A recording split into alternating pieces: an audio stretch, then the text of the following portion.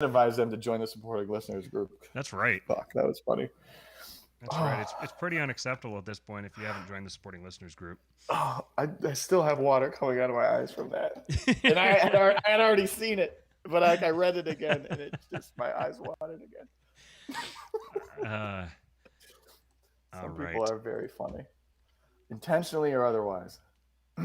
Funny people are good to have around. I called a buddy of mine yesterday that I haven't talked to, old high school friend of mine that I haven't talked to in a few years, and it's kind of pathetic because he was from Tennessee originally, and we met at our high school in Canada, and then we were apart. Whoa, like, whoa, whoa, whoa, whoa, whoa, whoa, whoa, whoa, whoa! No!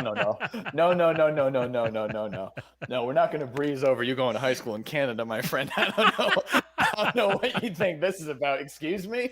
Yeah, I went to high school in Canada. I went to a boarding school, a private boarding school, way out in the middle of nowhere. Where were you born? In Reno, Nevada. And then I grew up in Washington State. Okay, so you're just really flirting with Canada. Oh yeah, this whole time. Yep. Okay, definitely. All right. Sorry, go ahead. I for a long time actually, there was a stretch of time there where I actually had a Canadian accent. And I mean, now that I hear it, it's like I don't know. You don't have a Canadian accent. Yeah. I mean, especially if you get me around a bunch of Canadians, then it's not going to be long before the Canadian accent's going to come back. But it's kind of funny. You have a fucking Jordan Peterson-y thing going on, don't you? I guess nobody's ever told me that before, but it wouldn't surprise me. Oh no, it's yeah, sure, you know. Oh well. All right, man. Well, then this whole episode just got derailed, bro. I don't know. I'm not gonna be able to unhear this. This is gonna be something. Okay, my whole family, my whole dad's side of the family is all from the from like the Minnesota area and Minnesota, and so same shit. So I kind of got it there a little bit as well. So I guess I was kind of doomed to wind up with the accent like this. Yeah.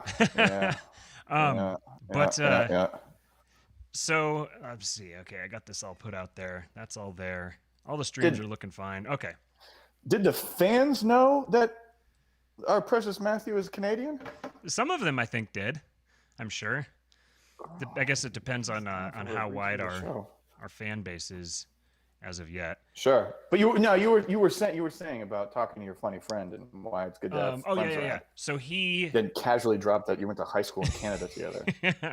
So we went to high school in Canada together, and then we've been like across the country from each other for the last several years, and we've only talked occasionally. And then I moved to the same town in Southern California as he is because he's going to college here, and we've been literally a mile away for 9 months, and we haven't seen each other once. And now he's going to be leaving. He's moving to Kansas. So I was chatting with him on the phone yesterday, and it was 30 seconds into the conversation, and we were both laughing our asses off.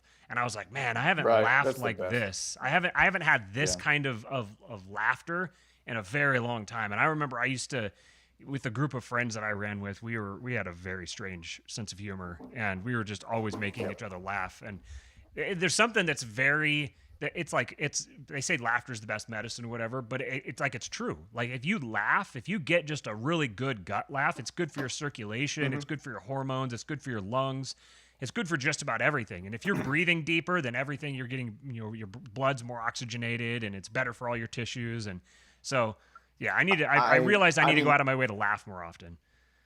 I wanted you to get through that black and white 8-bit Canadian story. That's how I see you now. I see you like Terrence and Phillip, so that I could tell my beautiful American story that had sort of the same, that went to the same point, which is I remember there was a period of time I was monitoring my blood pressure, even as a much younger man. For fuck's sake, would they just get to whoever died already? Run them over. And yeah, and so I was monitoring it like just obsessively, just because I have a bit of a compulsive sort of personality. I don't know if that comes as a surprise to anybody, but I had a phone conversation with a friend of mine who, again, like same kind of thing.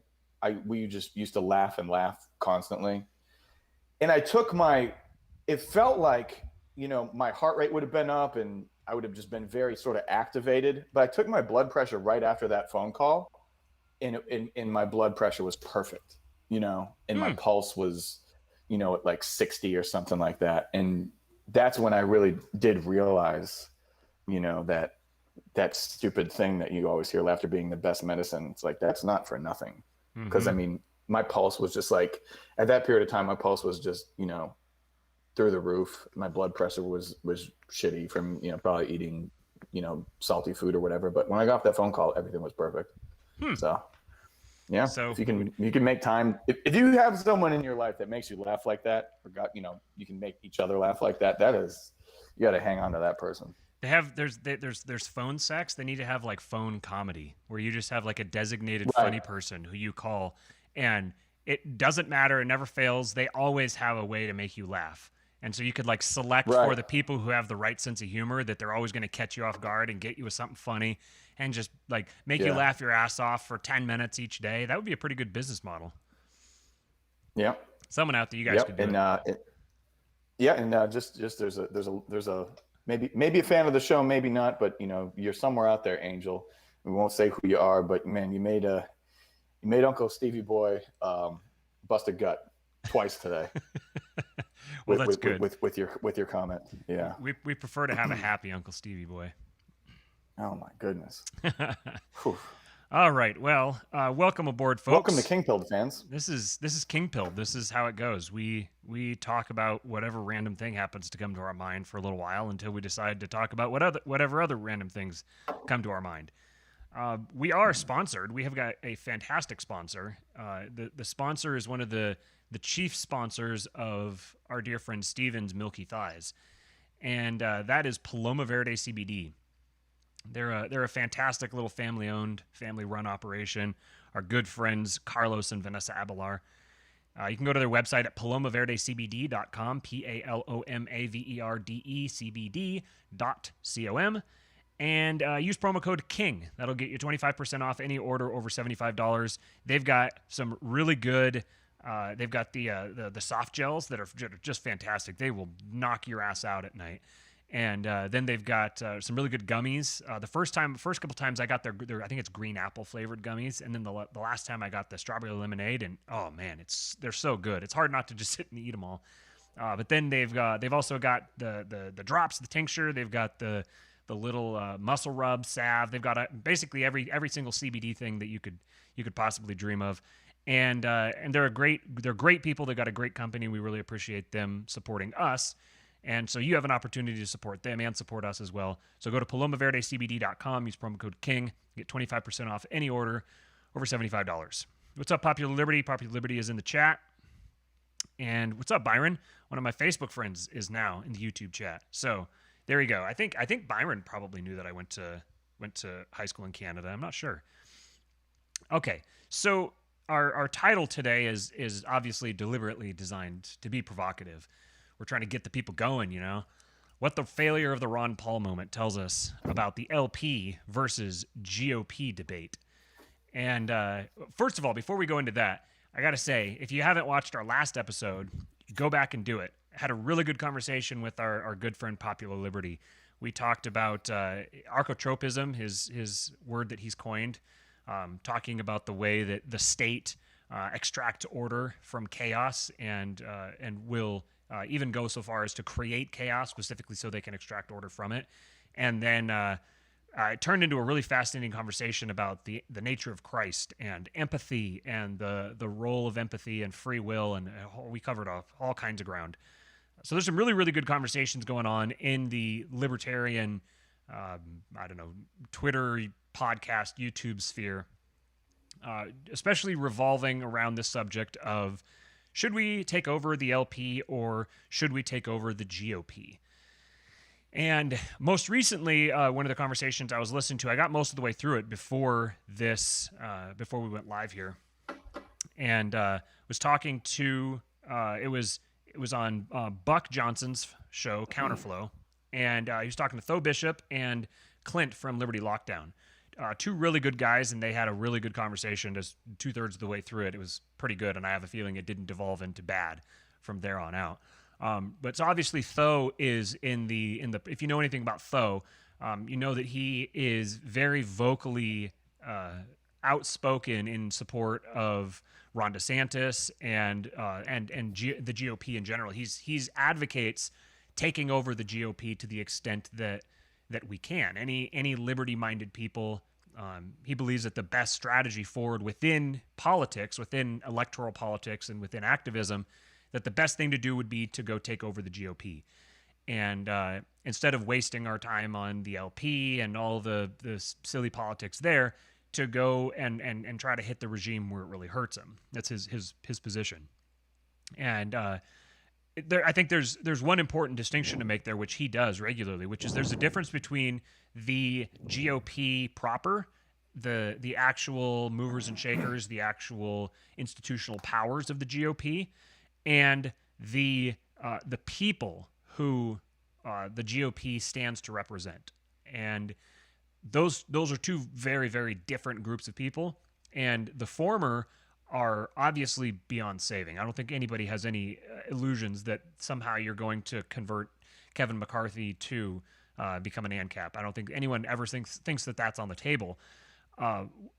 Where they are is the GOP's status as a patsy party, as a controlled opposition, as the outer party from 1984. That status is being revealed, and a lot of the rank and file GOP voters are beginning to realize that these guys who've talked a big game. I can't even bring myself to say they've talked a big game. These guys who've talked a game have are being revealed as frauds and charlatans, even to the people who are some of their most loyal and ardent supporters. And so Tho's position and the GOP position is that those people are ripe for a libertarian message. And so his position is not even that.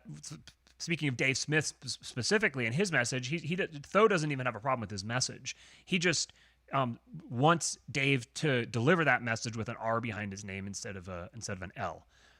And then Clint, on the other hand, is much more aligned with the Mises Caucus, and he believes that the GOP is beyond saving, and that the most bang for our buck can be gotten by focusing all of our efforts, channeling them all into the LP, because the LP is an easier target. It's more easily taken over, and there's not as much institutional, dead weight, institutional sandbagging that you have to try to get through. So it seems like it's more attainable, and so therefore it could be a more easily used weapon. My opinion here really is that I think it's not the most important conversation that we can be having. I think that it's a conversation that it has its role, but if this is the tip of your spear, you're hosed. We're all hosed. If this is if this is the main event, is whatever efforts are being had through electoral activism, either within the GOP or the LP, there's such little potential payoff relative to the speed at which things are devolving into chaos and the rate at which tyranny is growing and expanding. That it's just like, really, I'm pretty checked out of electoral activism in general. I think there's two ways that you can try to impact the political sphere. You can do it through activism, or you can do it through lobbying. And this is a point that our buddy Popular Liberty likes to a point he likes to make. Everyone talks about how politicians are all for sale, and he's like, okay, then buy them. If they're for sale, don't complain that they're for sale. Go out and buy them, and make them do what you want them to do. And when you think about it that way, you realize what the real problem is.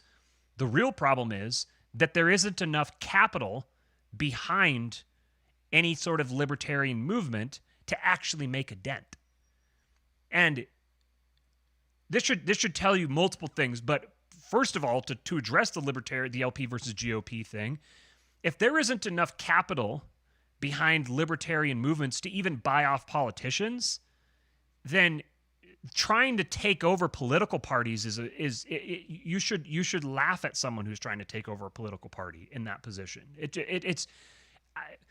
I think what we've got here is that there's way too many people who grievously underestimate the magnitude of the system that they're trying to take down. It's almost cartoonish when you hear some of these libertarian people talk about what we're going to do to try to get a hold of the state and end the Fed or whatever. It's like, you guys are getting high on your own supply, man. You guys, this is a cartoonish view of the way that power functions, and that the extent to which the institutions of power in the United States and in the world at large are just so thoroughly insulated from anything even resembling electoral politics. I want to be nice. Like, I don't want to like be taking swings at people. My goal here isn't to try to mock or insult anybody on either side, even though I do agree and align with one side much more than the other. But I also want to be honest. I want to be upfront about. I don't think there's any point beating around the bush about some of this stuff. I think that if you think the way forward is taking over the LP, you are tilting at windmills on so many levels that I almost feel like I would just kind of want to respectfully decline the conversation, because I don't think that we can have any common ground. I think that there's so much that you have to come to grips with before you can actually take that task seriously, that I don't even know how to have that conversation with someone. So I guess I would make it pretty clear that on my position on the LP versus GOP deal is definitely, if you're going to go that route, the GOP is the route to go. The GOP is easily the best bang for your buck. It's still your actual efficiency. If you're tracking this on imagine you're plotting out some sort of a transaction that you're going to make, and you're like, okay, well, the cost is X, and then the payoff is Y, so I want to look for whatever Y minus X is, and I want to maximize that. The actual realistic payoff that you can get we're talking at the federal level right now with electoral politics within the LP or the GOP. You might be able to get more done, relatively speaking, within the LP, but the power that the LP itself has is, like, you're going to blow your entire wad taking over an institution that has no impact whatsoever on the actual functioning of American politics. So, yeah, you might be able to successfully take over the LP, but then what? What are you going to do next? You took over the LP. Okay, now what? What's your plan? Tangibly, what's your plan? Yeah. Go ahead. Yeah, that's the question. I saw even I think it was like the NBA maybe deleted either a tweet or somebody from some player who was wearing like a Gadsden flag like jacket or something like that. I really didn't even barely pay attention to it, but it's already a corrupted word, and like all of the imagery that's associated with libertarianism is pretty much just it's like a half an inch away from just white supremacy now. So it's already just sort of it's already just corrupted, and it doesn't help that a lot of the people who are so invested in all this are just, and like we've said before, just kind of like living out sort of the just the caricature of like what like a libertarian like villain would be, and not like a cool, like I know they think they're cool villains and everything like that, but again, just like the posting of everything about the guns and just fucking night vision equipment, and you're just shooting yourself in the foot. And the thing is that I've seen a lot of stuff that people are posting, because a lot of people like friended me over the summer. And I realized that as much as they might have thought that they agreed with me politically or whatever, probably a little bit different. But I see the stuff that they post, and Like I was watching. I just kind of I looked. I saw something today, in someone posted some. It was a Mises Caucus guy, I think. Well, are you saying that your freedom is more important than my safety? I'm saying that my lunch is more important than your safety, and it's just like, okay. I mean, is this like the killer messaging that you guys have? Like, so you don't get why like somebody like why most people just think libertarians are sort of selfish, self-centered assholes, or it's goddamn right we are, but it's just I don't know, look what you're putting out there, and just kind of like look and just see how someone who doesn't have all day to be on the internet, doesn't know what a libertarian is, would like look at that, and who's that message appealing to, numbers wise. But then you kind of realize that like these people who are like saying stuff like this and who are really outspoken, if you look at the age range, it's like they're probably in their 20s, or even emotionally anyway in their 20s, and that's not like it's not really an insult. I mean, I guess it's kind of an insult, but it just it explains a lot, and so after you kind of get through your 20s, you should be able to kind of look back and see a lot of mistakes, and just things that you would have done differently, things that you regret saying publicly, things that you regret posting online. I didn't have social media for most of my 20s, I don't think, so that's fucking great. But like, there's still plenty I regret. But you kind of like look at it and you see it, who the real vocal people are and who's kind of controlling the messaging. Like, I don't know how old the woman girl who obviously identifies as a girl, Lord Jesus, who is like running like the Twitter for Jorgensen. I don't know how old she is. But it's when you're dealing with that age range, you're dealing with people who are still really trying to find themselves. And most people's like attempt to find themselves, especially in the modern era, as time goes by, I mean, it goes even like past their 20s a lot of time, so it's just kind of a dangerous thing, and you got to kind of wonder who's like sort of driving the bus. And the other side of that coin is when you are, after you kind of get past a certain age and you're able to look back, at the age range of 20 something, you got to kind of take a look at the people who are a little bit older, and it starts to kind of like creep up on you, this idea of just like, wait, why do you guys not kind of know a little bit better? And like, why are you not advising, these basically children a little bit better? And then the conversation kind of goes to sort of what their incentives are to either do or not do that. And you got to at least entertain the idea that this is just how a lot of people make a living. It's just like this exuberance of, somewhat lost young adults, or people who are like LARPing or trying to find themselves or whatever. I mean, there's a reason why that young male advertising demographic is so sought after. It's because they'll pay money to try to find themselves or try to belong. And it might be kind of a misguided effort in many cases. In many cases it is, and I know that as I got older, I stopped spending money on stuff as much. I stopped caring about things and being part of stuff and like what other people think. And it really does like fall off of that, is it a shelf like 34, 35 or something like that? I don't know. I'll tell you when I get there.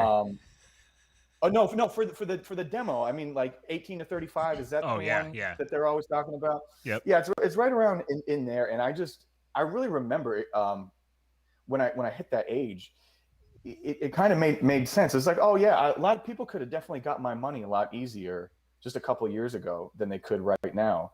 And I'm just like matured, in air quotes, to a point where I give like less of a fuck about, that kind of stuff. But yeah, you got to really look at that and just kind of see, for these people who've sort of been in the biz and they're in their 30s, they're in their 40s, they're in their 50s, and upwards. What are you guys doing? And I'm not saying that they're bad people, but you have to at least inspect what the incentives are, with everything that is being put out there, because it's just like they say, if you look around at the table and you don't know who the fish is, it's probably you. And that goes broadly, I'd say, for libertarians, but then even more specifically for maybe some of the young ones.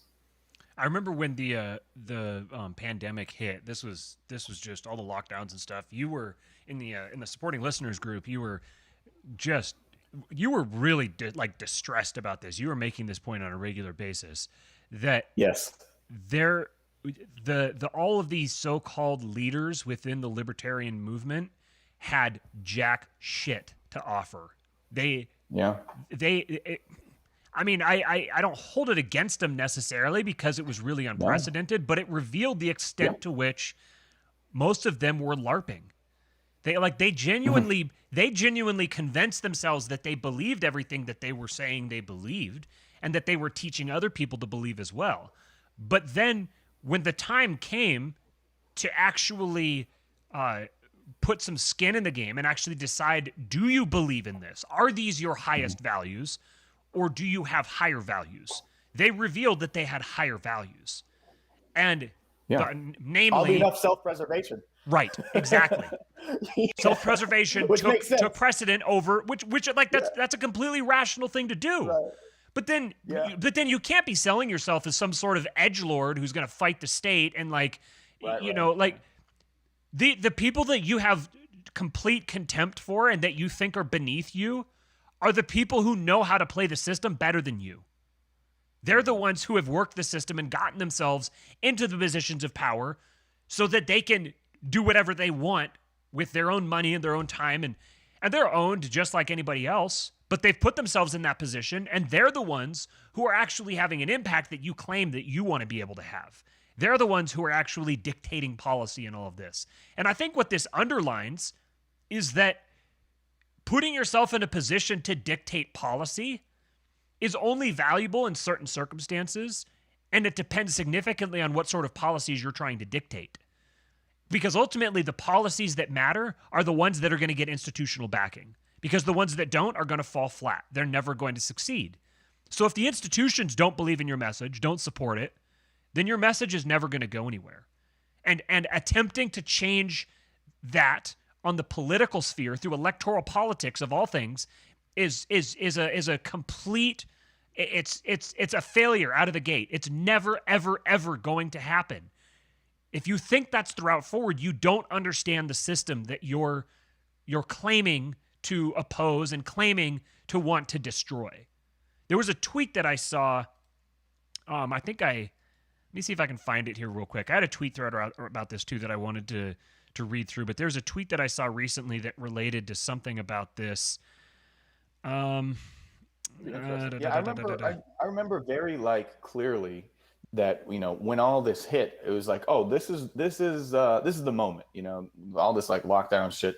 This is where everything comes together. This is where the grand awakening happens, and there's organized. We're not really protesters or whatever, but we're definitely going to do something, and it's going to wake people up. And if there's any problem, all the CNN boys are going to defend everybody, and it's just everyone that I've heard talk for years. It's almost hard after a year and a half or so of this to put yourself back in the mind frame of what life was like before, and all of this this extent of tyranny seemed further away, seemed at least a few decades away. I think it did, because it was just such a rapid ratcheting. I really was waiting for what the instruction was, and I know the first week was kind of just like, hey, this might be real, and I was like, wait, this is going to be the real thing, has anything been real before? Has it, what I mean? Has anything not been a weird stop? You're not getting the full version of the story. This is going to be the one thing that is okay. All right, we'll give it a week, and then it just, the collective Liberty Twitter podcast message came around. It was just like, oh yeah, this is some bullshit, kind of. Okay, cool. So what are we going to do? Just like, yeah, people really got to do something. I was like, excuse me. And it was, what do you mean? What the fuck do you mean, people? Wait, what are you doing? it very much got pushed onto like other people. And so when that kind of happens, like, man, other people really are the reason this is, that we're suffering through this. And I just kind of, the light kind of went off for me. I said, I kind of see maybe what's going on here. I see what's going on here. It's to be fair, it is just individuals.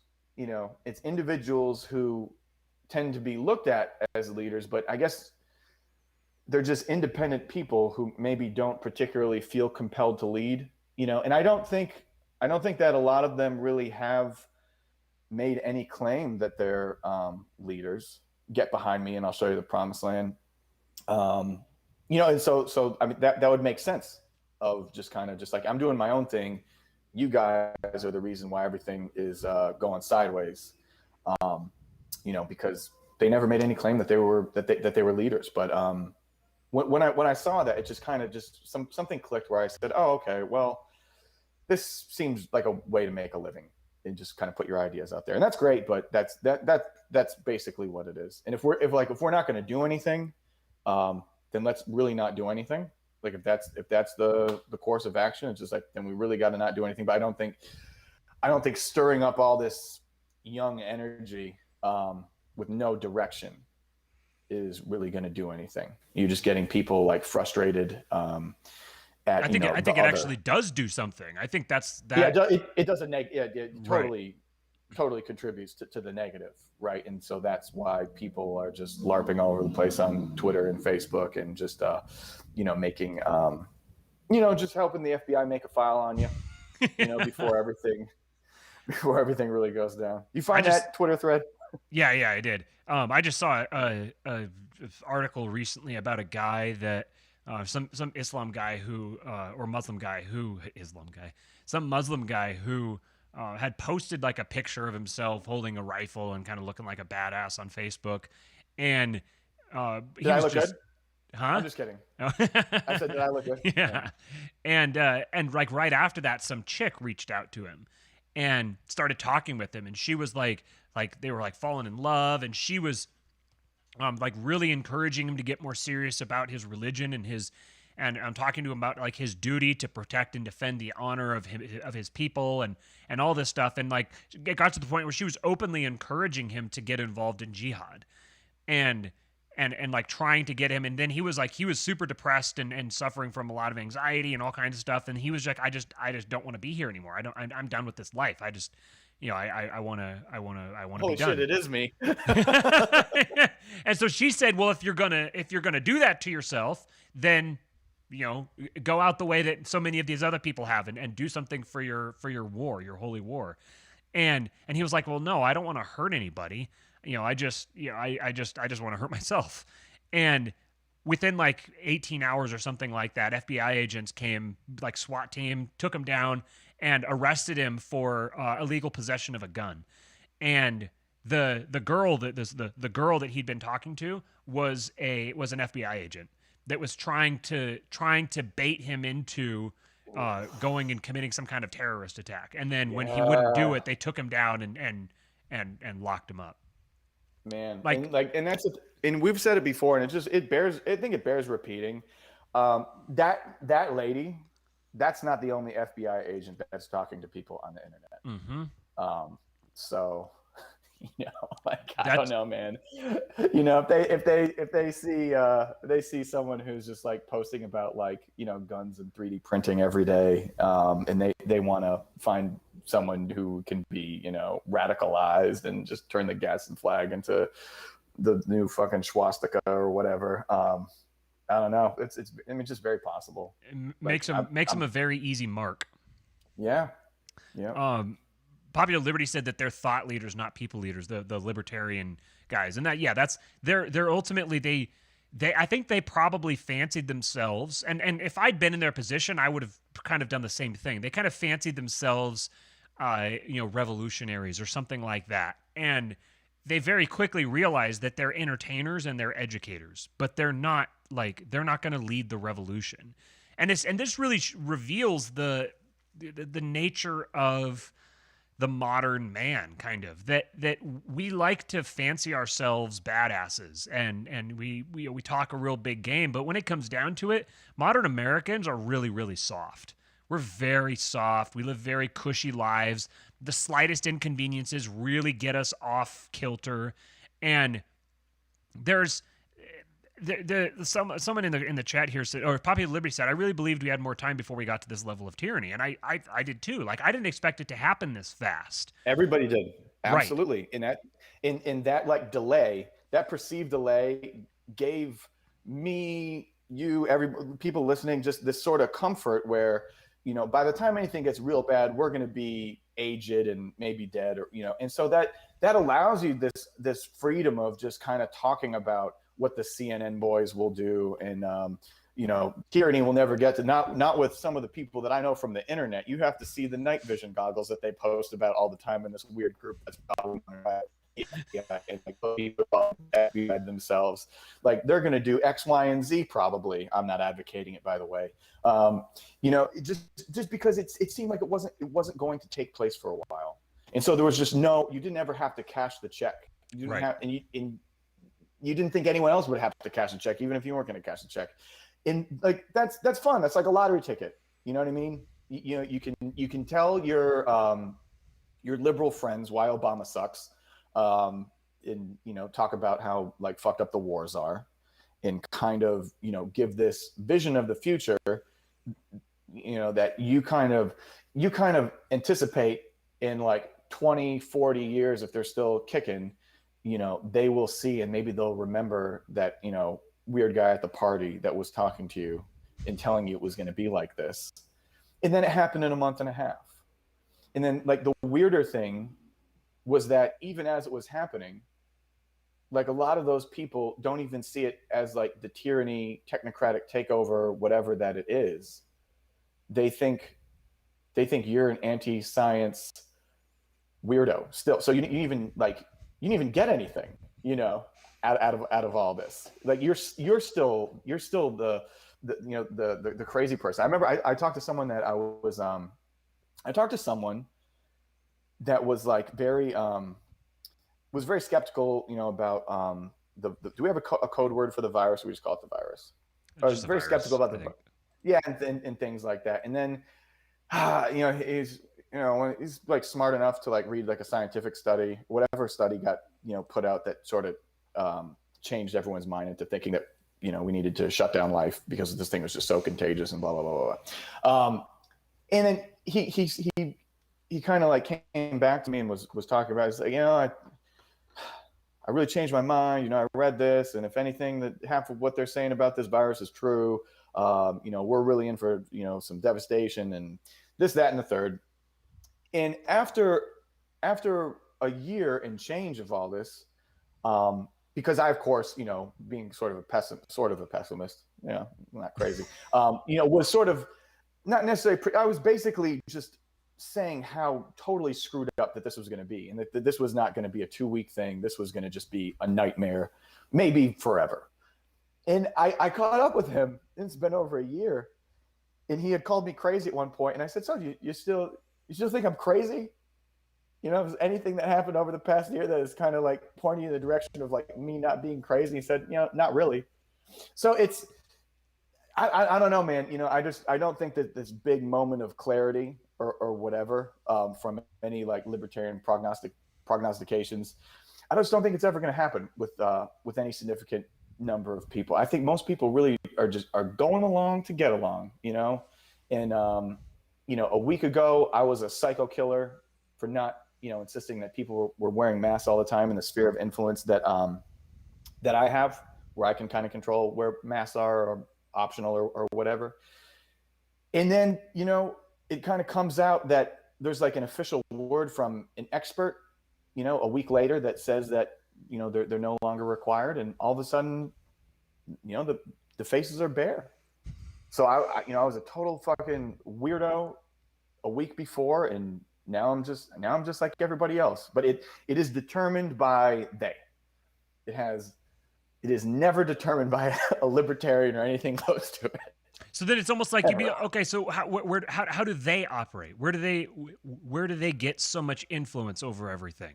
Because they're the ones that are influencing everything to be the way that they want it to. So if you want it to be different, then maybe figure out how they got to the royal they, how they got to that point, and maybe you could learn a thing or two from them. But to do that, you might have to risk a little bit of in-group signaling. You might not be able to hold the same status within your niche subculture that is obsessed with purity tests.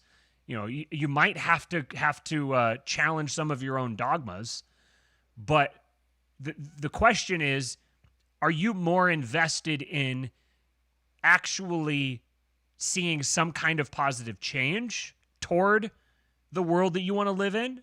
Or are you more invested in your own ideological purity, regardless of what actually happens in the world around you? I found that a couple tweets I was looking for, and it was this guy says, guy who gets into crypto because he thinks sovereign states will collapse, but somehow thinks the internet and electricity grid are going to be fine. And I thought that one was funny. But then he said, let me tell you right now, your efforts should be to consolidate the best and most accountable state structures in human history and not pretend you'll thrive in a violent, unpredictable world without them. Also, they're nowhere near collapse. It's fine. Chill the fuck out. Oh, and, who's this? Finn on the Gin.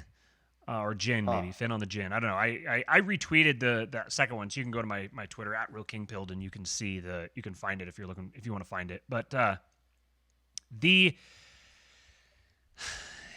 Popular Liberty said here in the chat, he said Matt has the right idea, synthesize the correct ideas, and help those who have wealth, power, and influence implement them. And that's really I don't see how there's an alternative from that. Part of there's this. Okay, I said a minute ago, like, okay, so you're going to take over the LP, and then what? Then what? Like that's the big question. Then what? I have all these people they keep saying the same line, like, we need to get Dave out there in front of the biggest audiences in America and have him spit that hot liberty fire and change hearts and minds. We're trying to get hearts and minds. Trying to get hearts and minds for what? What do you want people to believe? Then, once they believe that, what do you want them to do? Like, I want tangibles. I don't want vague, like, like, give me specific steps that people need to take for you to consider your evangelistic process successful. That's that I would really love to hear from somebody who's sort of in this, the answer to that question. Because I think everybody in the old world, loved to hear Dave talk because it was educational and it was sort of inspiring. And it was sort of back when being inspired didn't have any real consequence. Unlike today, where the actions you take, like out of being inspired by Dave, might have some consequences that are very unfavorable, and like they're not getting more favorable as time goes on. So I think that's sort of where the shift was. I think that there's people who recognize that some gears shifted at some point. And if you want to go all mystical, you can talk about how the age is changing. If you frame it in that way, there's that. But there's a question in there about how do we see ourselves. I think for our purpose, the initial audience is people who kind of saw things change and were confused, or looking for other people who recognized it. And I think eventually, maybe trying to explain what changed, figure out what changed, and then get people on the periphery who are posting about the 3D printers that they're buying and getting them to maybe like chill the fuck out a little bit, throwing a little bit of education, our sort of exploration of, how power works, why some of the things that you may currently be doing or putting your efforts into, are potentially misguided and harmful to your goals. I think that's sort of where we're at. And then, everything else that our man Andrew just said in the chat about your right idea, which I agree. Shit, what was it? I had a thing. Damn it. Forget what it was now. I It totally was forget what it was now. the thing he'd said was to synthesize the correct ideas and help those who have wealth, power, Yeah, and influence that. to implement them. That. Oh, I was saying I was open to the idea of someone who was all up in the Mises Caucus Liberty Party or Libertarian Party. God, I forgot what the name of the party was. That's how forgettable it is. Um, but yeah, someone who's in there, if they explain sort of what the goal is, and I guess for what I understand, the goal seems to be have a bigger platform to encourage encourage disengagement from the political process. Like maybe that's what it is. Um, maybe that's the mission statement. But I know someone had posted, what are this group of people doing to help the Mises Caucus? So I just kind of posted, or commented, help them what? Because I'm just curious. I want to see the end of that sentence, and it was just the response was take over, and then to your point, and then what? It would be cool to get responses to that. Like, let's do the Mad Lib. You know what I mean? Help the Mises Caucus after the takeover, and then finish the sentence. I'd be down to hear it. And it can't be something like end the Fed. That's Correct. not a policy prescription. That's not even a tactic or a strategy. That's by saying end the Fed, you might as well say abolish Congress. Like, Right. what? Like, do you have any sort of comprehension for the level of organization and power and wealth and like military might that it would take to accomplish something like that through that pathway? Or the timeline of like centuries, and like Right.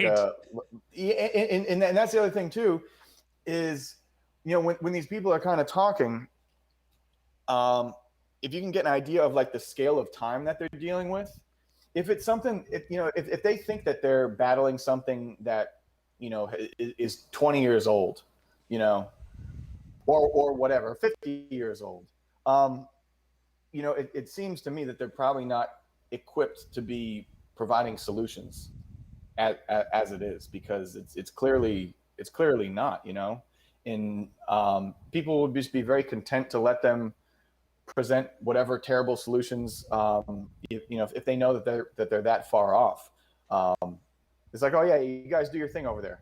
Yeah, you guys are dealing with a 20-50 year problem. Yeah, that's what it is. And it's like you said, it has to be something incredibly either dynamic or profound, that is going to, allow people to see liberty in their lifetime, or whatever the catchphrase is, or, it's got to be a conversation about, just how low time preference, people need to be, right? But that's not an attractive message. And, the people who, if there's anyone working on a very truly low time preference solution, like, we're not going to be dealing with them, or like I'm not going to see them on my news feed, Right. That's a really good observation. This whole take over the LP concept is libertarians, who are supposed to be the low time preference people, expressing very high time preference ideals or goals. Trying to take over the LP is a high time preference pursuit. Because this was the other thread that I wanted to go through that I tweeted out the other day. Let me see. So Tho Bishop was tweeting a couple days ago, and he said it is not illiberal to use the state to destroy the political power of your enemies if your enemies are illiberal. Using the state to defund critical race theorists, for example, in all public universities is a liberal attack on their political power. It would be better, of course, for there to be no taxpayer-funded universities. That is the goal. But as Ludwig von Mises understood, we can't use that understanding to handicap ourselves given the existence of the interventionist state. And Sally the Agorist, said, we handicap ourselves most by interfacing with the state and thus lending them an air of legitimacy, which only prolongs their existence.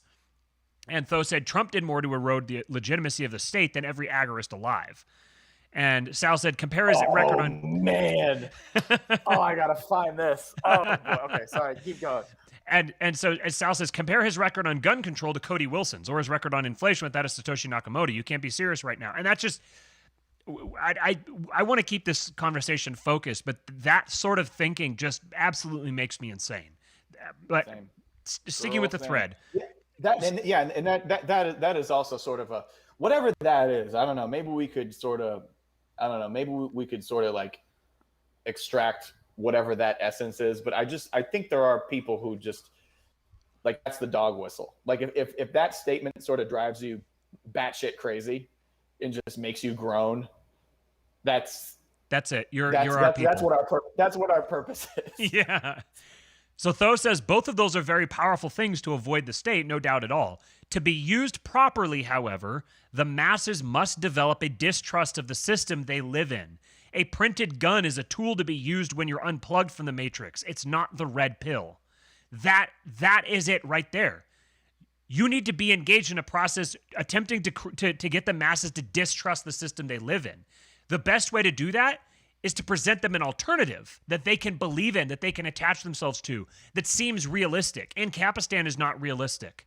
That's not compelling. You're not going to get you're going to be a sideshow at the circus. You're not going to get that through to people. And in fact, by attempting to use the political system, by taking over the third party, you're reinforcing the legitimacy of the system.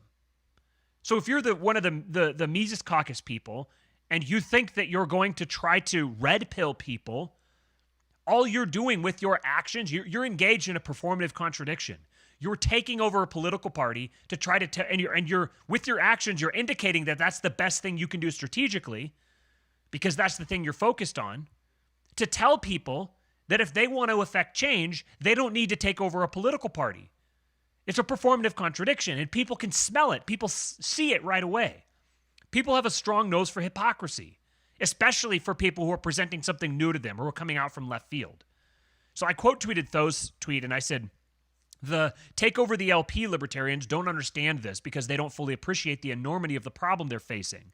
They see themselves as the true radicals, yet there's nothing radical about taking over the LP. They're metaphorically building their own boxcars. The people you're trying to fight against, they gladly would love for you to go invest all of your efforts on the LP. What were we going to say? Right. No, I was just wondering if you could reread what his response was that I liked so much. Yeah, he said, to be used properly, the masses must. So he's talking about Bitcoin and 3D printed guns. He said both of those are powerful, very powerful things to avoid the state, no doubt at all. To be used properly, however, the masses must develop a distrust of the system they live in. A printed gun is a tool to be used when you're unplugged from the matrix. It's not the red pill. Man, I like that guy. That might be tweet of the year. He's such a Chad too. Oh yeah, he is. Yeah, he like his I think his was a Mother's Day post that he had. It was a photo, I think, of like the beach with like a DeSantis 2024 hat. You know, Yeah. It's a Happy Mother's Day from Florida. Yeah. Such a chat. And the slogan for the DeSantis hat was "Make America Florida." Oh, that's so good.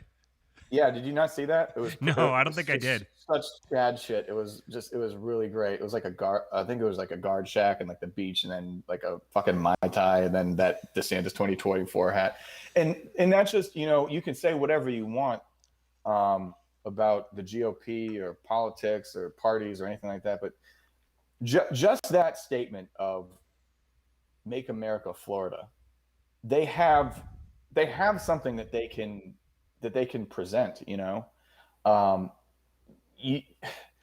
If you're following, sort of just what day-to-day life is. In like last time I was in Chapel Hill, North Carolina, there was a church that had like a church, like an actual church that had, Black Lives Matter, painted on it, gigantic, took up a whole side of the church. There was a sign on like a telephone pole where they were having people wait for takeout outside, and there's a sign on the telephone pole that said, "Put on your effing mask and wait for your takeout," and you kind of contrast that with like Florida, where, the whole attitude for months has just been like, hey, how are you supposed to do coke if you're wearing a mask? You can't. So we're not going to do that. Right. And it's just like, hey, do you like compare A and B? You know what I mean? Like, here's Florida, and here's your progressive nightmare, right? And so I'm not saying Florida's perfect, but we're saying that if you could make your progressive nightmare more like Florida, would you prefer that? So at least they have just something to present, which in itself is powerful. Right. If we get back to sort of the top of what we pretended we were going to talk about today. Right. Oh yeah. And I immediately just say it's unimportant. We don't give a fuck. We don't want to have this conversation. Well, it's that having that comparison. I have to just say I fucking love our show. I kind of wish I wasn't on it so I could watch it. It's pretty good. Yeah. Having that comparison is, if you're trying to get people to believe in a hypothetical, you don't understand how people think. You don't understand how people make decisions like that. Like, if you're just you're not presenting an actual solution. You're basically just saying, hey, all this stuff that you care about, you actually shouldn't care about that at all. Those problems are all solved. Don't worry about it. Just come care about all the stuff that I do. And I promise you everything will be better then. Like, that people make decisions comparatively, and they're not going to. There's a reason that you have this, like the bird in the hand is worth two in the bush, or the devil you know is better than the devil you don't. Like, there's a reason these aphorisms exist, because that's how people think. They prefer the devil that they know to something that is completely unknown altogether, because it might be worse, and you don't want to take that gamble. The rest of the thread I had here was, so I said that the people who are trying to take over the LP, they see themselves as the radicals. Like, that's how they're trying to fancy themselves. We're the Mises Caucus guys. We're the real radicals. We're the true libertarians. And trying to take over the LP, there's nothing radical about it. You're doing exactly what the system wants libertarians to do, to spend their time trying to take over the LP. You're metaphorically building your own boxcars. If you're trying to take over a third party, it's an implicit admission that you can't take over a major party. Because if you could take over a major party, you wouldn't be trying to take over a third party, which means you're weak and your message sucks, which means no one needs to pay attention to you, which means the only PR that you'll get is using you as a sideshow. If your goal is to persuade people that your political ideas should be their political ideas, your ideas must demonstrate power. Politics is, by definition, a battle for power. Power is the ability to solve problems. If you can't solve the problem of a major party, your ideas are weak. This is speaking within the context of politics. It doesn't mean that the libertarian ideas are bad in a vacuum. It means that politics, electoral politics, is a very specific battleground. It's a very specific playing field that has very specific rules, and it's governed in a very specific way. And our government is tangentially affected by it. It's not determined by it, but there's sort of a dynamic that's there. But your problem, if you think that the solution here is taking over a political party to spread liberty, you don't fully understand your own problem. You don't understand what is needed to change and how it's going to change. The political party isn't the avenue for effecting change. The political party is the avenue for institutionalizing change that has already happened. So if that change hasn't happened yet, trying to push it through the political avenue just shows that you don't understand how politics works. It just shows that you're a rube, that you're the mark. You're the sucker in the room because you got baited into trying to take over a political party. Your problem is that your message doesn't sell. Nobody cares about it. So getting it in front of more people isn't going to change that. Not on a level that's substantial enough to make a difference. This is why we titled the show today, What the Failure of the Ron Paul Moment Tells Us About the LP versus GOP Debate. The Ron Paul moment was a failure. It did not live up to what it could have been. And I know a lot of people are not going to like that. They're going, oh, well, they did this, there's that, there's this thing, and every, blah, blah, blah, blah, blah. They're going to come up with all their excuses. The fact, look at it this way. The Ron Paul moment happened almost 10 years ago. And today, there is a state in the United States that is mandating mask wearing with vaccine passports, Oregon. That happened after the Ron Paul moment.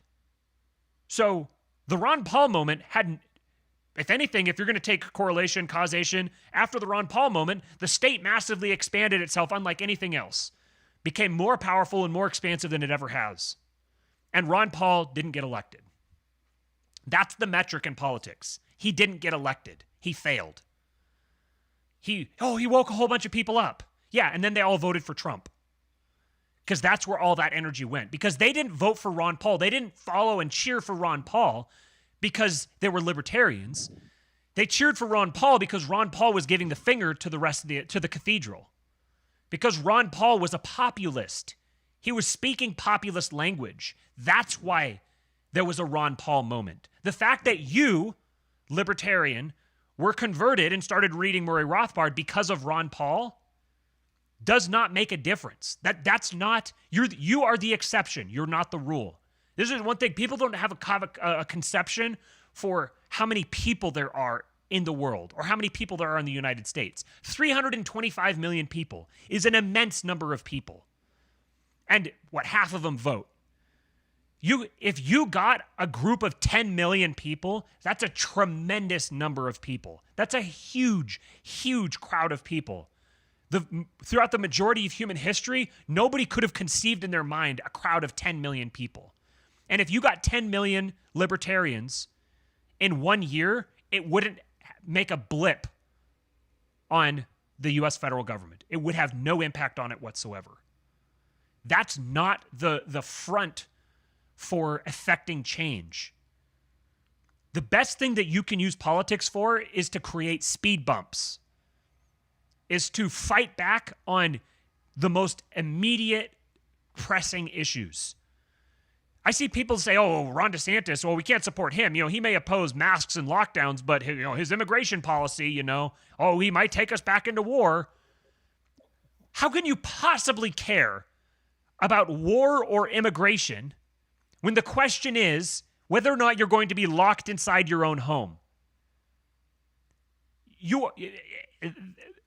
These are the words of someone completely divorced from reality. You're lost. I don't know what to say to that person. I think if you want to be just a purely principled person, then I think that's great. You can go through that.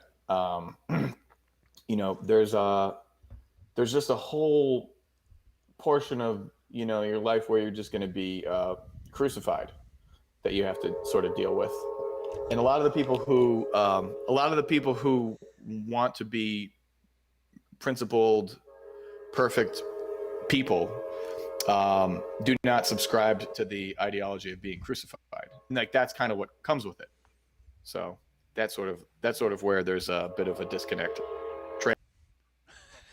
The big mistake that people are making here is it's kind of ironic that a bunch of libertarians, people who ostensibly claim to be anti-democracy, are attempting to change their democratic system democratically. There's this notion somehow that it's like, well, we need to get lots of people on board with us. We need to convince as many people as possible, which means that you're trying to compete on the playing field of democracy, and it means you're fighting on someone else's battleground. You're letting someone else dictate the field of battle. You're going into their house and thinking that you're going to outfox them. Not only are you going into their house, but you're going into their house without their arsenal, without their firepower. They have all the institutional backing. That's what makes the difference. Politics is lipstick on the pig. Politics is where they engineer the legitimacy, the appearance or the veneer of legitimacy that they need to continue doing whatever they're already doing. Attempting to combat them on that front is just madness. You're never going to accomplish any significant policy thing in that front. If you're going to get involved in the activism game, remember I said there's two different kinds of ways of getting involved in politics. There's lobbying and there's activism. If you're going to get involved in the activism game, You're going to have to play the democracy game. You're going to have to go with getting numbers. And if you're just trying to get raw numbers, pick the lowest hanging fruit. Get whatever you can. A win that isn't the best win possible is better than a loss. Take whoever will work with you. Don't grill them about their immigration positions. Take whoever's going to work with you and win whatever battle is immediately in front of you. Meanwhile, be building for the long term. That's where the low time preference thinking has to come out. You need to be investing in your family. You need to be investing in your children. You need to be investing in your own life. You need to be developing, shout out to the other podcast, wealth, power, and influence in your own life, and forming networks of people who have wealth, power, and influence. That's the avenue through which you actually affect change. And then you need to get involved with a church, some church, because that's the new playing ground. That's where, if you want to get a leg up on the cathedral, get involved with an actual cathedral and start operating on the mystical level. Start operating on the spiritual level, because that precedes the physical. What happens in the spiritual world precedes what happens in the physical world. That's where you can get leverage in the spiritual world that will massively exponentially change what you can accomplish in the physical world. But ultimately, if you are thinking about this as, oh, well, the only way that we can move liberty forward is by trying to outnumber everyone who's opposed to our agenda, you're fighting a losing game, because your message doesn't sell to nearly enough people, nearly fast enough, and you're complete wet behind the ears juveniles in the game that you're trying to get into. Ultimately, the reason that I want people to answer the question, okay, take over the LP, then what? Is because everything after that requires money. That's the big catch. Every single thing that you're going to try to do, taking over the LP, is going to require money. But but after that, when you actually want to start doing things, that's where you got to start greasing palms. And that's the only way you're going to get anything done. That's the only way that it will happen. So you need to have a clear agenda. You need to have that agenda laid out and know exactly who you need to pay to get that agenda through. Then you need to be able to pay all the people involved to try to make it happen. Where are you going to get this financial backing? How are you have you thought this far? Or are you just kind of like pulled in by the romance of, hey, we're gonna preach this really powerful message and everyone's gonna get goosebumps and then we're all gonna march on the Capitol and create a new constitution? Like, we're definitely not going to march. No one's marching on the Capitol. Yeah, do not march on the Capitol. I will not participate in any marches on the Capitol. Yeah. Matthew and I are just two guys with man buns here to tell you that the only marching on the Capitol that we advocate is marching backwards away from the Capitol. This is a really good point for popular liberty. If libertarianism sold to people, then politicians would use it to get elected. There you go. If it was actually a selling point, it would be being used. It doesn't sell, which is why it's not being used. Because the goal is to get on the debate stage. Also, tis a two-party system. You know what I mean? Right. Like if it's like, yeah, we got to get someone on the debate stage. Okay. Well, if that's the goal, like how, what's your best chance of having that happen?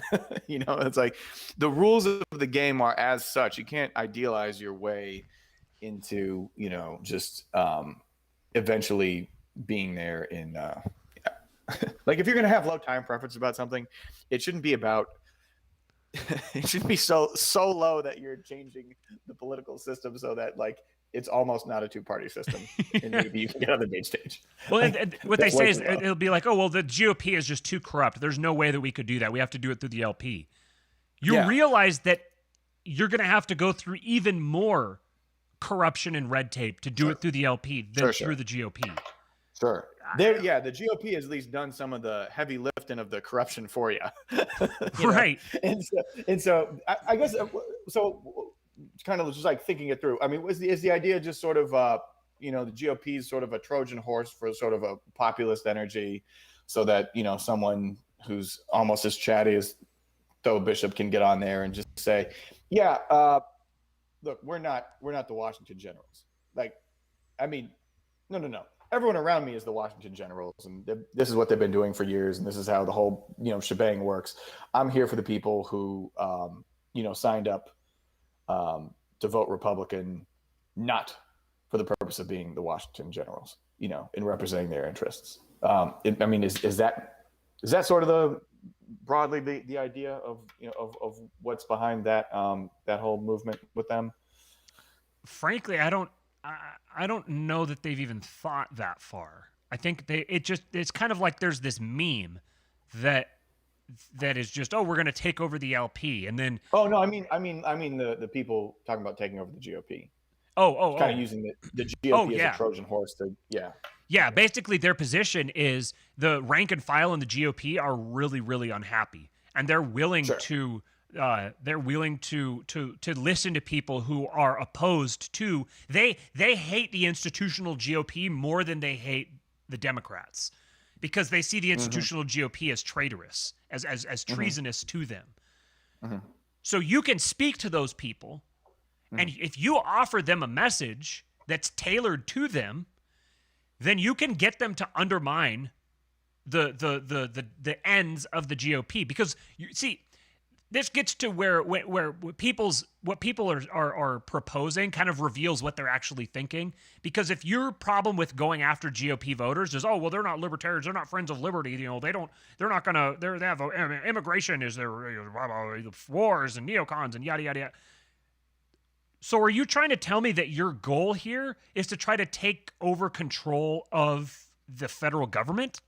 Like, is that what you're trying to do? Because if you think that the route to liberty passes through somehow taking over control of the entire U.S. federal government as it stands today, and that the only way that there is ever going to be any sort of liberty is if libertarians run the government, then you have checked out of reality. You have completely abandoned your senses. You don't get involved in politics from a third-party perspective like this, from an outsider's perspective. You don't get involved so that you can just pass your perfect libertarian agenda. It doesn't matter what these voters want or what they're going to favor. What matters is that you need to be a stick in the spokes of the machine. You need to make the machine work way, way harder to accomplish whatever it wants to, so that it reveals itself more and more. That was the true value of Trump, is that he pantsed the empire and made them reveal themselves, reveal their own workings. If you want people to even consider another option, you've got to break their trust in the existing one. That doesn't mean that you need to convert every single person to a Rothbardian. You just need to break their trust in the GOP. Get them to abandon the GOP. Then you're just trying to throw the entire thing haywire. You're trying to gum it all up. If you're getting involved in politics, you're trying to gum it all up, and you're trying to mess up their game, prevent them from being able to play their game. Say, you know what? We can't win, but we sure as hell can make your lives living hell. We sure can make you miserable and force you to drop this mask of, oh, we're humanists and we're just doing this all for the best interests of people. You're forcing them out into the open so that people can see them for what they are. But that's only half the battle. You have to have a viable alternative to present them. You have to have something else to direct them toward. You have to have some other project for them to invest their energies in. And that project can't be pursuing everything that's valuable to you. That project has to be solving their problems, giving them something to believe in, giving them something that improves their lives. Something that they believe improves their lives. Not just, just trust me. I promise. Don't worry. I know you don't believe it, but just trust me. Just give your lives over to me and let me drive the bus for you. And I promise I'm going to do stuff that's better for you. That's not going to, no, people aren't interested in that. That's never going to sell. Nobody should believe something like that. So you've got two different battlefields, primary battlefields here. Number one, you need to even just you need to break people's trust in the existing system. And then number two, you need to give them something else to invest themselves in. And if that something else is, hey, just vote for this other party, then it doesn't make you any different than a Green Party or whatever other party. You're just saying the system is fine. People just need to vote for my party, and then everything will be better. And that's I missed that part when I was reading Rothbard. I missed the part where it said, "Oh, the state is fine, but what we need to do is just get everybody voting for the Libertarian Party, and then it will all be better. Then democracy works. As long as people are voting for the Libertarian Party, then democracy is fantastic, and everything's all good." If you think that the path forward is through one of these political parties, that's the sole means of change, and it's not just part of the battle that you're doing for one specific sort of tactic, it shows me that you haven't actually considered all of this and considered the magnitude of the point in history that we are. There is not going to be a save the U.S. empire or reform the U.S. empire. The U.S. empire is going to collapse. I don't know how long it's going to take, but it's on the downfall. It's going to fall and it's going to crumble. It's going to fall apart. We've got tons of examples from history about what happens when empires collapse. You don't need to be in the business of trying to take control of Washington. You need to be in the business of trying to take control of your local neighborhood, taking control of your city, taking control of some area. Go find an island. Take a group of people and go get control of an island. All you're dealing with is an engineering problem. You're just trying to engineer a solution where you could provide for yourself and your family and your loved ones, no matter what happens anywhere else in the world. What's the island where they eat people and no new friends with these motherfuckers. Papua New Guinea? Nah, I don't think so. No, it's the missionaries went there and they got all stewed up. Oh, I think it's near India. Yeah. I know which one you're talking about. I don't remember the name of it. Maybe someone in the chat will know what it is. Yeah. But what if a bunch of libertarian types, forward thinking, kind of did like a seasteading project on that island? Like, let's just run it. You know what I mean? It would just wouldn't that be just more interesting than sort of anything else going? Sentinel Island, right? Yeah. Sentinel. Yeah. That's the one. Yeah. All right. How many is the population there? Let's look it up. It would just take a whole spin off we'll move to Somalia. It's just like, I'll do you one better than moving to Somalia. We're going to go have, like the Free State Project. We're going to have the Free North Sentinel Island Project. It's just sign up for a limited amount of people. And that's where we will institute Ancapistan. I think that should be, I'm going to start hashtag Libertarian Challenge and just see if we can get people to sign up for that. I mean, there is a lot of tough talk, among libertarian circles. I think it might be time to put up or shut up with that. I really like what Vin Armani said about that. He's like, people talking about, I got my guns, I got my Second Amendment, yada, yada, yada. He's like, oh, yeah. The time for using those was a long time ago. Your right. Second Amendment doesn't matter. Your Second Amendment is irrelevant. You're not going to use it. You're not going to do it. Like, that's never going to happen.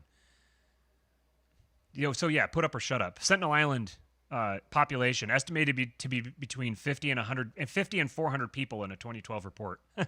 There you go. Let's start for the 3D gun printing, and maybe me too, because I got my own personal reasons why I take part in this. But Libertarian Challenge 2021, the Free State Project North Sentinel Island Edition. That'd be kind of dope. I don't know. We're just gonna turn this into like Survivor, and there's gonna be a new location every year. I got my A7S3. Look at. I could make a whole, like, just a full documentary. We could do a series or whatever. I'm ready to go. Sony finally did the tilty flippy screen on this bad boy. I'm here for it. I'm gonna start astroturfing this Libertarian challenge for North Sentinel Island. And that's how all my financial woes are going to be taken care of. Pointy flippy thing. The screen, yeah, it articulates. It's unbelievable. That's awesome. I mean, Canon's been doing it for fucking centuries, but Sony finally did a tilty flippy screen, which is perfect. Someone here asked, what about using the LP as a wedge to leverage elections? Every minority group requests tangibles in exchange for votes. Shouldn't the LP reach out to the GOP for some compromise for votes? To what end? Like, why not just take all of that energy and put it into the GOP? If you're trying to swing the election, like, why are you, like, the thing is, if you're going through the LP, that means you have to do stuff like waste time arguing with Archie Flowers. You have to fight with Nicholas Sarwark. Like, that's what you're going through. You're forcing yourself to have to get into bed with people like that. This whole thing, Dave's talking about, like, libertarian unity, and it's like, what's that meme? It's all so tiresome. It's just, how do you watch the last several decades and think, oh, the problem is just that we need to take over the third party? Like, that's what's going to make the difference. I don't understand how these people are just completely, like, romanticizing democracy. They're just like, it's like, oh, we want our piece of the pie. We want to be able to do our democracy thing too. You're just revealing that you don't have a conception of societal governance outside of democracy. It's essential to you. That's what your behavior is telling me. Your behavior is telling me that the state is like, you depend upon it. That the only way to get your message out, the most effective way, the best way for you to put all your efforts into, is to get involved in a political party. And I think the best use for the Libertarian Party would be to just sort of let it turn into the social justice warrior trap that it kind of was, like, tending towards.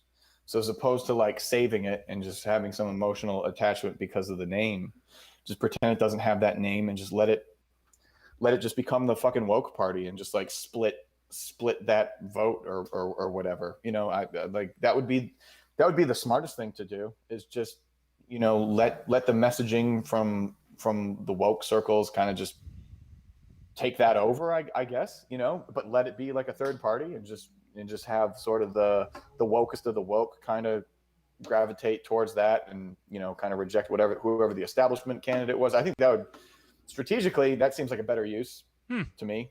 I don't know, but I mean, if it's going that direction anyway, it's like nature was sort of doing you a favor, because like a lot of the, like, any libertarian that, like, we would be able to, like, tolerate in a conversation, was kind of, it seemed like energy was kind of going, hey, fuck this. Like, I'm gonna vote for Trump now. You know what I mean? Yeah. And just, like, let them find Tho Bishop, and let him do his thing, or someone like Tho Bishop. Yeah, just let the LP just be like a SJW woke honeypot, I guess. That would be. There's multiple lessons that you could learn from that too, because it's like this was the party of Harry Brown and Ron Paul and look what it's turned into. Like, this is what it became. This is the nature of this beast, that you can start off from this perspective and that's what it'll turn into. That's what it will become. So we've gone on and on about this activism side. So the lobbyists, lobbying, that's where, I don't know. I don't know how much I want to talk about it, because it's kind of like nobody's looking there. And so it'd be best if nobody's looking there, but that's where you can make a difference. That's where you can actually start to change things in some tangible sense at the especially at the local level. If you are convinced that the way to affect change is going to be through the state, that's how you're going to do it. You're going to do it through lobbying.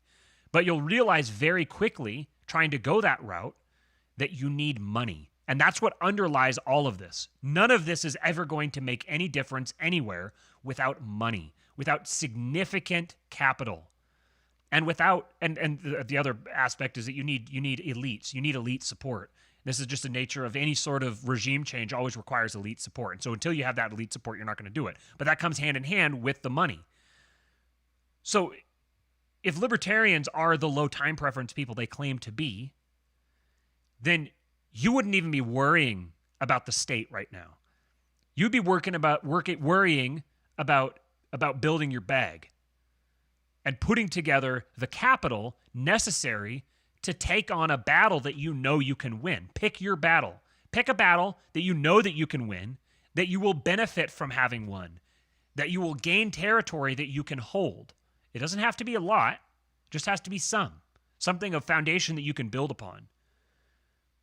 But to do that, you're going to need money. You're going to need to do something that provides some level of value to people that puts them in your debt, that where they are now obligated to you, and they are willing to support you financially and socially.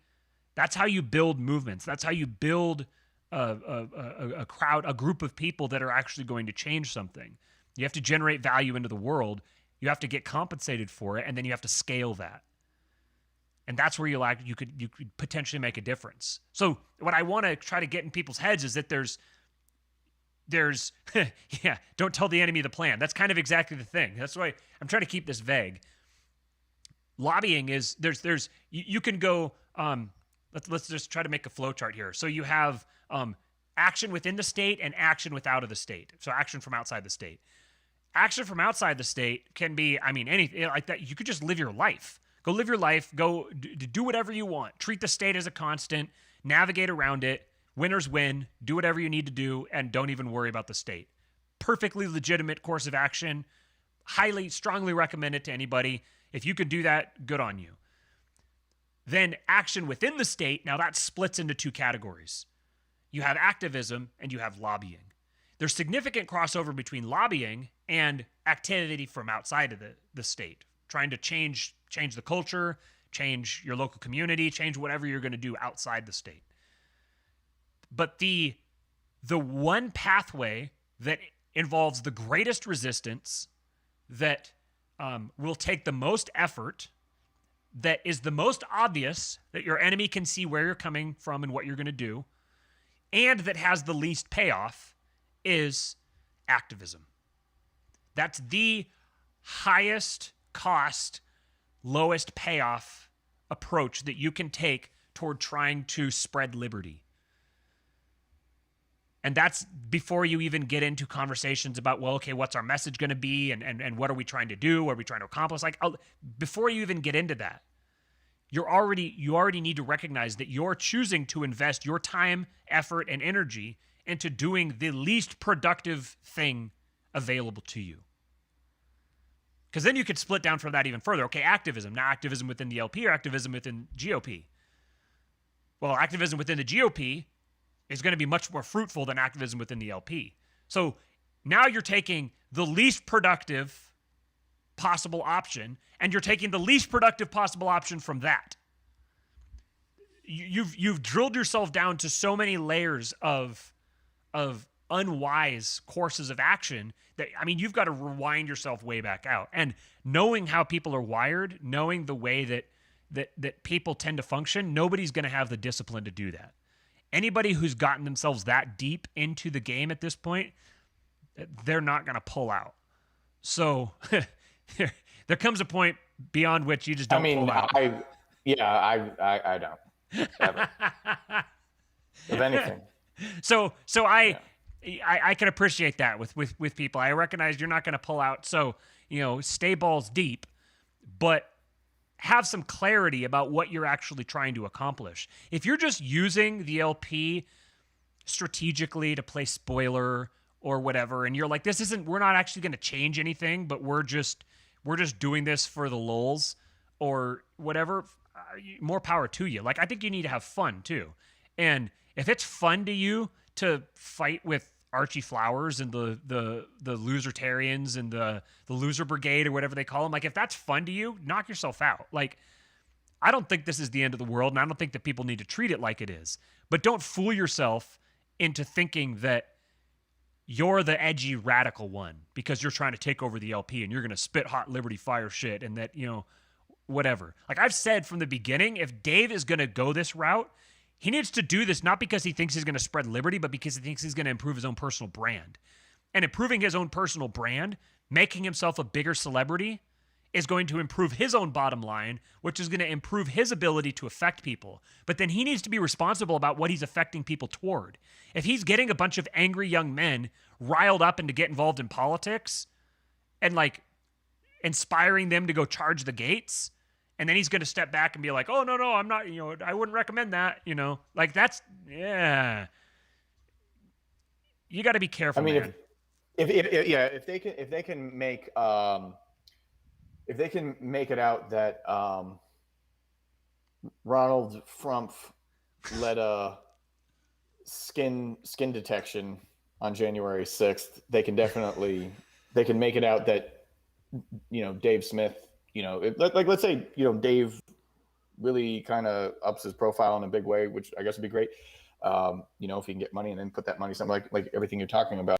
If he becomes a threat and is already sort of like a fringe person, they can make anything up about him.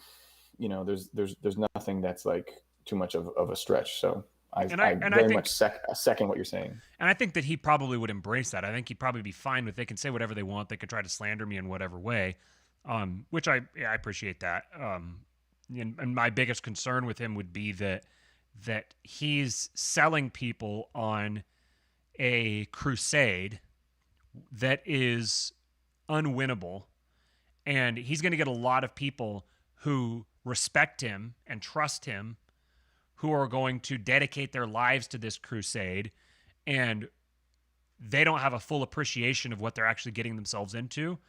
And he's high enough profile that, and he's smart enough that he's not going to get Cantwelled. So he's going to be able to extricate himself from most things. He's a savvy character, and he's going to get himself out of any of those kinds of problems.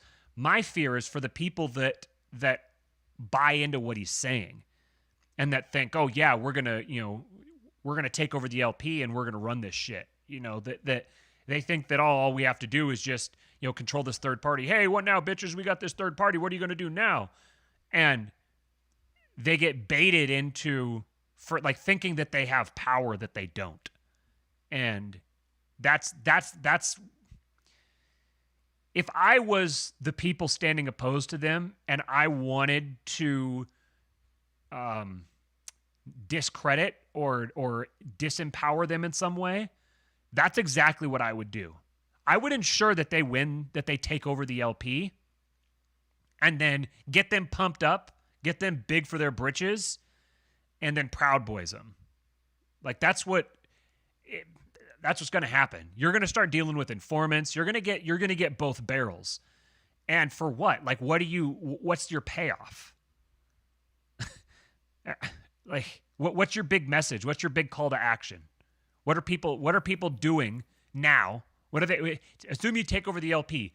What are people going to do differently that they aren't doing now that's going to change the world in a positive direction?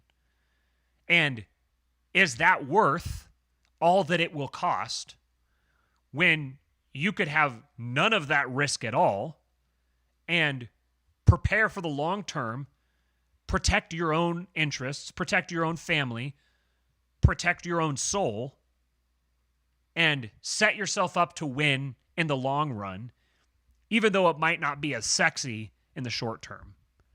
I think that's probably the message that I want people to be thinking about. Like that's where I want people to to weigh this situation. A couple questions here. What we're trying to say is MAGA 2024. That's funny. There's the conversation, just as an aside, about whether or not it's like, is it going to be Trump or DeSantis? I don't think it's going to be either one. I think that I think there's no way on God's green earth that Trump runs again.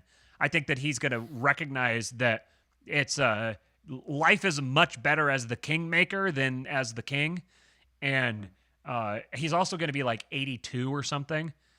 So I think there's no way that Trump runs again. And if DeSantis is smart, he sticks it and stays in Florida, and he turns Florida into he's much better off president of Florida than losing the 2024 nomination or losing the 2024 election, being the failed 2024 candidate.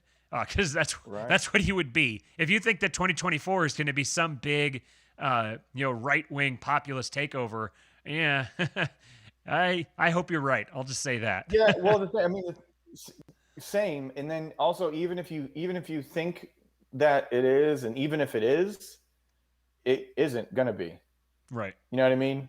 Like I think it was on full display last time that they know how to ensure that even they know how to fortify their election. Yeah, they know how to fortify an election such that even if there is a populist takeover, there's not a populist takeover. And so think about that. Think about the 2024 Republicans already. Think about the 2024 Republicans who's going to do that? Who get shafted again. And they're like, okay, now what? Where am I going? What am I like? This whole thing is a complete failure. What is your answer going to be? Come join the LP. We're the ones that are going to get it done. Put yourself in their shoes. If you still think that the LP is the path forward for changing anything after 2020, you've got to be the most self-centered prick in the planet, because you cannot look at life through these other people's eyes and think, hey, I'm really providing these people a lot of value by investing myself in the LP and trying to get them to invest themselves in the LP. It's a two-party system that should be a one-party system, not a three-party system. Right. You need to let it become a one-party system. This is the thing. Thinking that if we get to be one-party system, it's going to be blah, blah, blah. You're trying to save the American empire from a libertarian perspective. Why are you trying to save the American empire? Let it collapse. It needs to get more corrupt. It needs to get worse. This is the natural cycle. It must happen. There won't be something better until that happens. How do you abolish a political party? How do you abolish a political party? A popular liberty. How do people, yeah, that's a good question for him. How do people just abolish the Republican Party as we know it? Like, how just get it right off the books? How does that happen? While we're waiting for him to answer, someone asked here, what's the best praxis? I have my views, but what do Matt and Steve think is the path forward for patchwork or neocameralism? And Popular Liberty said the path to patchwork will be through lobbying and local governments as the empire falls apart and is no longer able to project power within its own borders. That's exactly it. The empire is going to get to the point where it can no longer project power within its own borders, and you need to be standing there ready to fill in that vacuum. Wherever that vacuum presents itself, it may be at the state level, it may be at the county level, it may be at the city level, it may be at the neighborhood level. At whatever level it is, you may have to leave the U.S. You may have to take over an island. You may get some kind of compound down in Mexico, or you may move to Saipan with Vin Armani, whatever. Like, you need to be thinking outside the box. But the U.S. empire is going to fall. And we know from every other empire that has fallen what happens. Eventually, it loses the ability to project power within its own borders. Everything devolves into corruption and infighting. It's worse. It's worst in the urban areas, and it's significantly better out into the rural areas. And eventually, they're not going to care what's going on in BFE Arkansas, because they're going to be too busy fighting over whatever they're like, trying to say something that's not going to get they're going to be fighting over whether little Timmy is a boy or a girl in the big cities. You need to be out where that isn't happening. Put yourself somewhere where you can actually have an impact, because eventually they're not going to care about what's happening in those areas anymore. All right, that was pretty good, but I disagree entirely. To answer the question, Trump 2024 is the Yeah. Let's see. He says, free energy equals energy minus entropy. Entropy always increases. Therefore, if the empire is not increasing its supply of free energy through expansion, its free energy is declining. Why does it have to be in the U.S.? If I wanted to abolish it, I'd divide up the states, national divorce. I don't see that. I don't see how that gets allowed to happen, though. What do you mean? I mean, that sounds delightful. I don't see how they allow that to happen. I think yeah, it's just Part of the thing about enforcement, that the technology changes a lot of this, but part of the thing about Mhm. enforcement is that when you're trying to enforce yourself on people who don't want to do what you're telling them to do, it gets very costly very fast.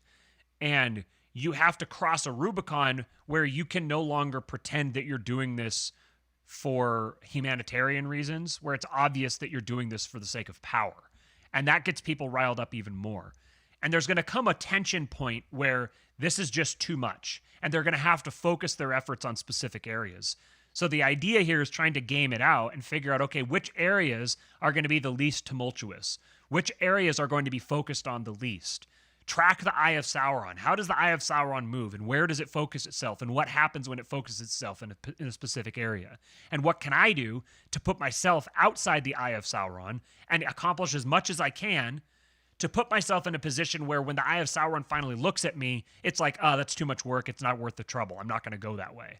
I'm going to focus on my other issues. I think that's the way that, as Popular Liberty pointed out here, when Rome fell apart, it was followed by the Christian monarchs in Europe. Because as the Roman Empire was no longer able to project power within its own borders, within local areas, individual powerful men rose up and took control of a given realm. And they said, okay, this is my area. I control this area. And they get to the point where they can defend themselves with enough legitimacy that it doesn't make sense for the regime to try to crush them, because the regime wants to try to retain some kind of legitimacy. And if it just goes around crushing people for no reason, then it's hard to do that. So eventually you get to the point where you have to call their bluff and be like, no, we're not playing ball. We appreciate you respectfully. We want to do things our own way now. We're going to provide for our own. Don't worry about us. Go focus on these other things. Let us take care of ourselves. And so if we get Tho to tell Emperor DeSantis to stay in Florida, that's part of the reason why I think it's much better if he stays in Florida, because that can be. I'm not super confident that long term he would be successful with something like that. I think there's going to have to be iterations here where some people make a stand and they get crushed, and then other people learn from that and they make a stand different. I think that we're talking about generational progression here. Right. I don't think we're talking about all of this is going to happen in the next couple of election cycles. Okay. Yeah. Right. And that's part of the problem with people that are trying to focus on political parties is they're focused on election cycles, and you need to be focused on generational cycles. Okay. So Popular Liberty said it isn't allowed to happen so much as it is that it isn't able to project power within its borders. Yeah. If I were dividing things up, I would push it as a way of enforcing the borders of the empire initially. Elaborate on that a little more, Popular Liberty. If you were dividing things up, you would push it as a way of enforcing the borders of the empire. That would be a lie, of course. That's one thing I thought of today. I almost tweeted this. I said that an honest politician is a worthless politician. So if you're going to go into politics and you want to be honest, recognize that you're going to be working against your own ends. The name of the game is dishonesty. And if you want to be honest, then get out of politics. I'll wait until he replies with his last thing here, and then I gotta get skedaddled here. We're trying to get a car purchased, and I'm dealing with brokers and all kinds of shit, and that's why we were super late getting started. So as we wrap it up here, do us a favor and like this video. Right now we've got on YouTube, we got 16 people watching and 9 people have liked. So get your likes up. And then share this video with other people that you think would benefit from hearing this message. We've been talking about this king pilled thing for a while now, and we've got a bunch of episodes you can go back and listen to. We're getting this launched as a legit audio podcast here soon. Everything is too busy with everything else that's going on right now, and so we're just going to continue doing what we're doing. Mr. Bodan, we are leasing. We're leasing a pickup. And the auto market is an absolute cluster right now. It is total catastrophe. The between the fuel shortages and the fire at the chip factory and everything, inventory and supply is just completely dried up, and it's like pulling teeth trying to get anything done.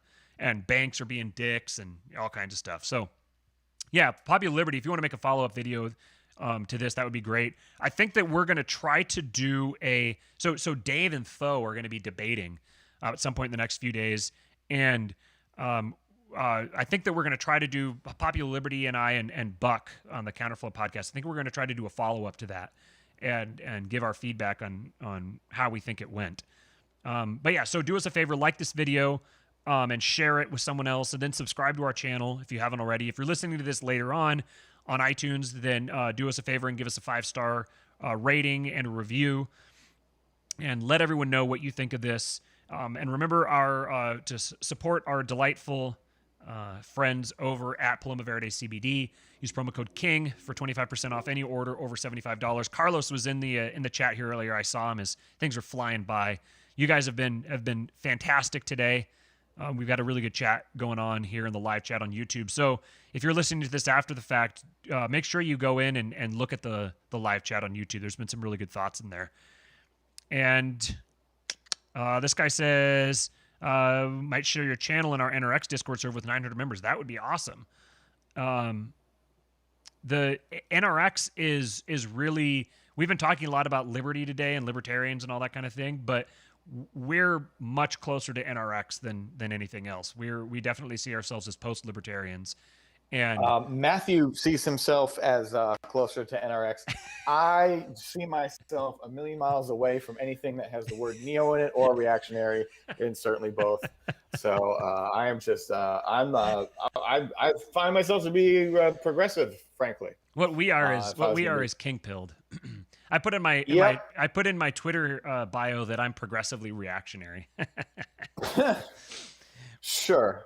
But yeah, we are. Yeah, I'm just kind of a king-pilled. woke guy, and my pronouns are he, him for the time being, but they may change. And if you ever want to consult my profile, that is where you will find the latest info regarding how you can refer to me, sir or ma'am. Popular Liberty is spreading lies. I do not see myself as NRX. I think that NRX has a lot of good stuff to contribute to the conversation.